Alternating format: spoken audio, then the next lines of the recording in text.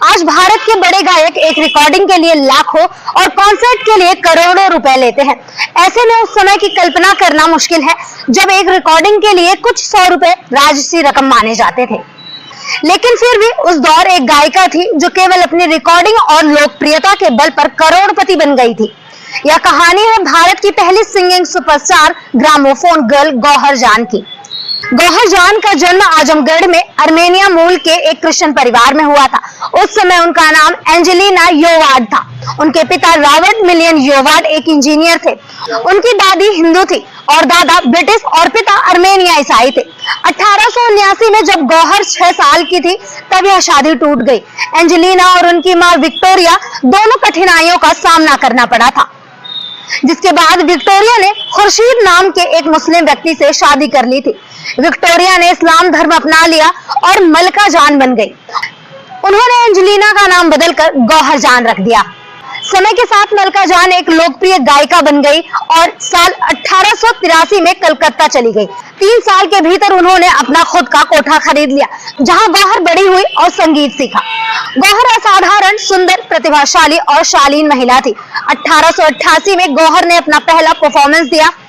उन्हें दरभंगा राज के शाही दरबार में दरबारी संगीतकार नियुक्त किया गया। उन्होंने 1896 में कलकत्ता में परफॉर्मेंस करना शुरू किया और उनके रिकॉर्ड में उन्हें पहली डांसर कहा गया। इस्लाम धर्म अपनाने के बाद गौहर जीवन भर एक कट्टर मुसलमान बनी रही। हालांकि उनकी ज्यादातर रचनाएं कृष्ण भक्ति से भरी हुई थी। 1900 के दशक की शुरुआत में गौहर जान भारत की सबसे बेहतरीन गायिका में से एक थी। वह तब सनसनी बन गई जब उन्होंने ग्रामोफोन के लिए अपने गाने की रिकॉर्डिंग के लिए सहमति जताई। उन्होंने शास्त्रीय गायन को 2 से 3 मिनट के गानों में स्वरबद्ध किया। जल्द ही उनके रिकॉर्डिंग बिकने लग गए।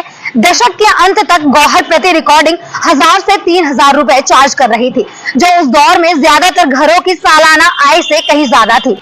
दिलचस्प बात तो यह है कि दशकों बाद लता मंगेशकर और मोहम्मद रफी 1950 के दशक में एक गाने का 500 रुपए मेहनताना लिया करते थे। बेंगलुरु मिरर के अनुसार एक समय ऐसा आया कि जब वह इतनी अमीर हो गई कि वह शहर में घोड़े से चलने वाली बग्गी में घूमती थी।